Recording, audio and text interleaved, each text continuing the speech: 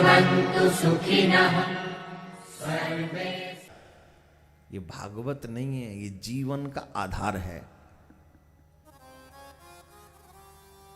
मैं हमेशा कहता हूं जो ये स्कूल और कॉलेज यूनिवर्सिटी है ना, ये सिर्फ पढ़ाती है कि पैसा कैसे कमाया जाए, लेकिन आपके धर्म शास्त्र बताते हैं जिंदगी जी कैसे जाए, किन उद्देश्य, किन लक्ष्य, किन मकसदों के साथ हम जिंदगी जीवें।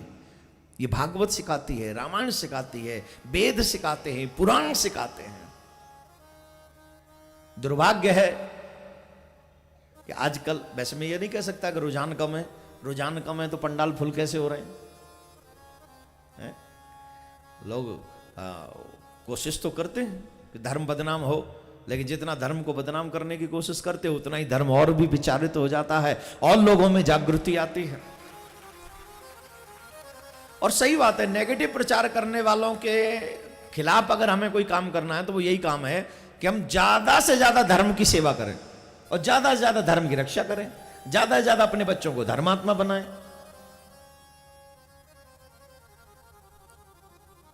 मैं फिर कह रहा हूं, जो अपने आप को भगवान बनाते हैं उनसे दूर रहो। जो कहते हैं ना मैं भगवान हूं, उनसे दूर रहो, क्योंकि भगवान तो जेल में ही आते हैं और जेल में ही रहते हैं। हमारे कृष्ण भगवान कहां है?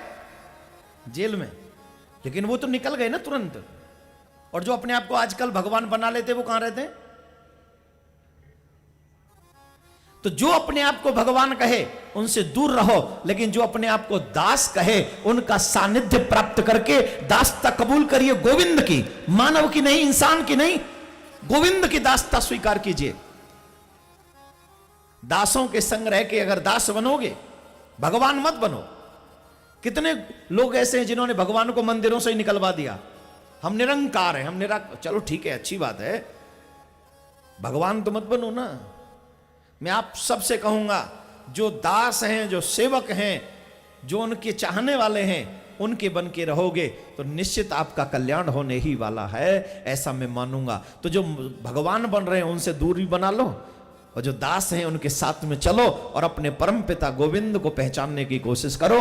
मेरे कन्हैया को जानो, उन्हें पहचानो, उन्हें प्यार करो, और जब उन्हें प्यार करोगे तो निश्चित तौर पे तुम्हारा कल्याण होने वाला है। इसमें कोई दो राय नहीं। राधे राधे बोलना पड़ेगा, ऐसे नहीं,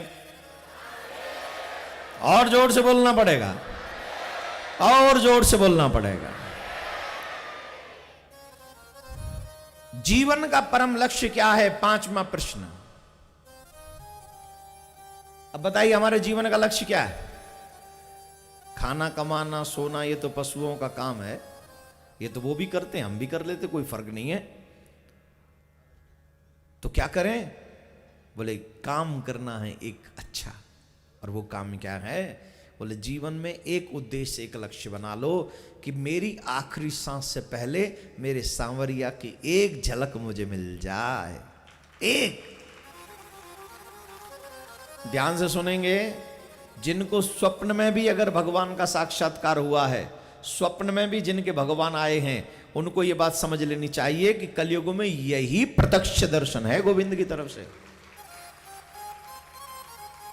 बहुत से लोग कहते हैं ना हमें भगवान स्वप्न में दिखाई दिए। पहली बात तो इसको डिस्क्लोज मत किया, लोगों को मत, ढिढोरा मत पीटो, बैंड मत बजाओ इसका, इनको लोगों को मत बताओ। अपने अनुभव करो जिंदगी में, अपने आप से पहचान कराओ कि मेरे गोविंद ने कृपा कर दी।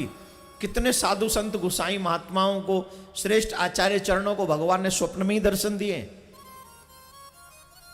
स्वप्न में। और हम जिस पावन धरा पर बैठे हैं, भक्त की चर्चा करें, एक बहुत प्यारे भक्त हैं, नाम सब जानते हैं, क्या नाम है? यहीं उनका जन्म हुआ था, महाराष्ट्र में। जोर से बोलिए, हैं? नामदेव जी कहां हुए थे? हैं? जोर से बोलिए, महाराष्ट्र में ही थे ना। तो तुकाराम जी की कथा मैं और किसी दिन सुनाऊंगा, आज नामदेव की सुन लो। नामदेव जी महाराज, उनके पिताजी भी बड़े धर्मात्मा थे, सुन ले माँ बाप। हम सारा दोष बच्चों पे ही न थोपे, हम भी कम बिगड़े हुए नहीं हैं, माँ बाप भी कम बिगड़े हुए नहीं हैं। आजकल के माँ बाप की भी एक समस्या पता है क्या, वो चाहते हैं हम तो खूब बिगड़ जाएं और हमारे बच्चे श्रवण कुमार बन जाएं। सच्ची में यही है, खुद तो ये सोचते हैं कि यार हम अब नहीं सुधर सकते, हमारा लेकिन हाँ मेरे बच्चे अच्छे बन जाएं। क्या बात करते हो साहब, कांटों के पेड़ पे कभी फूल लगते हैं क्या? और फूलों के पेड़ पे कभी कांटे आते हैं क्या? हमारे ब्रज में कहावत है ना, बोए बीज बमूर के आम कहाते आए, कांटे बोओगे कांटे ही पाओगे, फूल बोओगे फूल पाओगे, फल बोओगे फल ही पाओगे। जैसा तुम्हारा करैक्टर होगा, तुम्हारा बच्चा उसे 21 ही होने वाला है, 19 होने वाला नहीं है। तो इसके लिए क्या करें? बोले हम खुद कंट्रोल करें अपने आप पे। जब हम कंट्रोल करेंगे तो हमारे बच्चे अपने आप हमें देखेंगे। इसका प्रमाण है, नामदेव जी के जो पिताजी थे वो बहुत सत्य प्रिय थे, वो बहुत ही भगवान को मानने वाले थे, नित्य हरि चर्चा में रहते थे। तो उन्हीं के जो गुण थे वो नामदेव जी में आ गए। बचपन से ही बड़ों का आदर करना, बचपन से ही कहते हैं ना पूत के पाम हैं। और जब आप हुए थे तो आपके भी पाम पालने में देख ली थी आपके मम्मी पापा ने। उन्हें पता था ये क्या बनेगा बड़ा चल के, जब बड़ा हो जाएगा बहुत अच्छा बनेगा, पुणे में जाके घर बना लेगा और राधे राधे करेगा, फिर कथा करवाया करेगा, लोगों का कल्याण करवाया करेगा, है? लोगों को कथा सुनवाया करेगा। मैं अपनी नहीं कह रहा हूँ, आप लोगों की कह रहा हूँ जो ये सब आयोजन करते उनकी।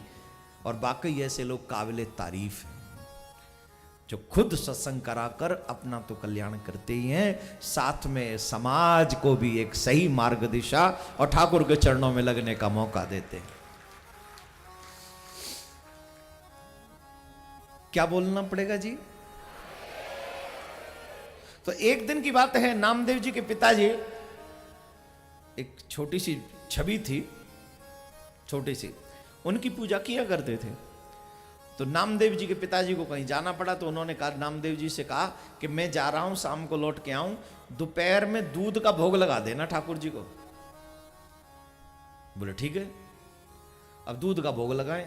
अब वो चांदी का कटोरा लेके ठाकुर जी के सामने दूध लेके बैठ गए, ले जी दूध पियो।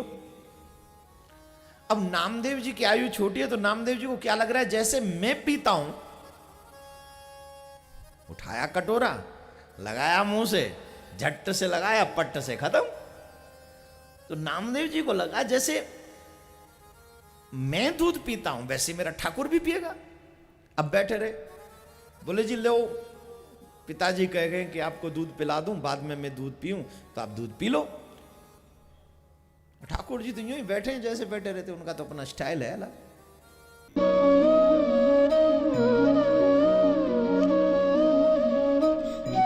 विश्व शांति सेवा चैरिटेबल ट्रस्ट के द्वारा चलाए जा रहे सोशल मीडिया से आप सभी भी जुड़ें।